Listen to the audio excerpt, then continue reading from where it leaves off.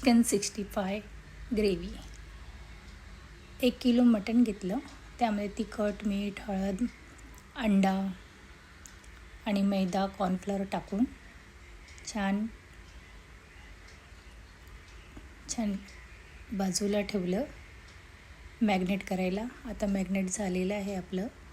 आता आपण पॅनमध्ये तळूया. पॅनमध्ये तळून घ्यायचे. मॅग्नेट करायला 1 तास ठेवायचं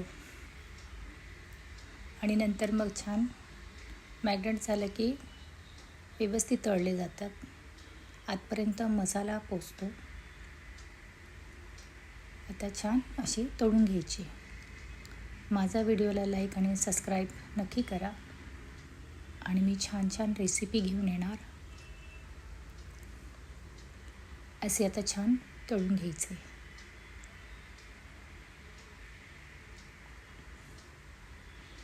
आता बघा, काढून टाकायचे. कलरही छान आलेला आहे. परत दुसरा घाणा आहे तो पण तळायचा. असे सर्व तुम्ही चिकन 65 तळून घ्यायचे आणि वर खाली व्यवस्थित करायचं. आलटून पालटून छान मस्त तळून घ्यायचं.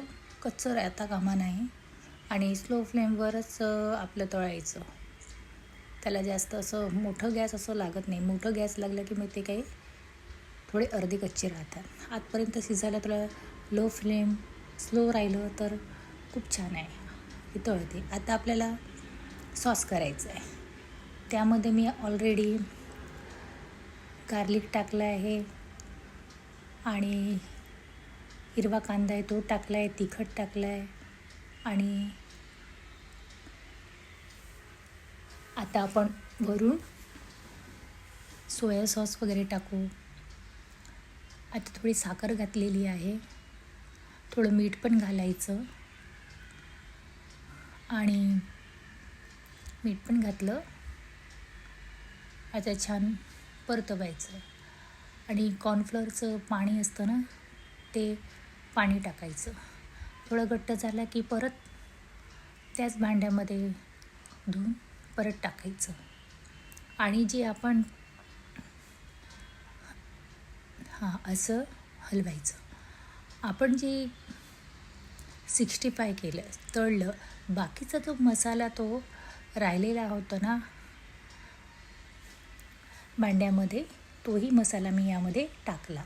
हा बघा, हा टाकला. त्याच्याने काय असतं, अजून छान टेस्टी लागते. ऑलरेडी त्यामध्ये आपण सगळं टाकलेलं असतं आणि हे या सॉसमध्ये टाकलं तर अजून खूप छान लागतं. असं तुम्हीही टाकून बघा, तुम्हालाही आवडेल. असं छान घट्ट झालं की थोडं पाणी घालायचं. तर सॉस हा पातळ होणार, पण जास्त पातळ छान नाही वाटत. आपले 65 तयार झालेले आहे. तुम्ही सहज असंही खाऊ शकता, सॉस न टाकताही खाऊ शकता. छान लागते. सॉस टाकलं की अजून छान लागते. हे आपले चिकन 65 ग्रेव्ही तयार झालेली आहे. माझा व्हिडिओ तुमच्यापर्यंत पोचला तर लाईक आणि सबस्क्राईब करा आणि बनवून बघा. लगेच बनते आणि मस्त राहा आणि स्वस्त राहा. अशी छान रेसिपी तयार झालेली आहे. तुम्हालाही आवडेल बरं का.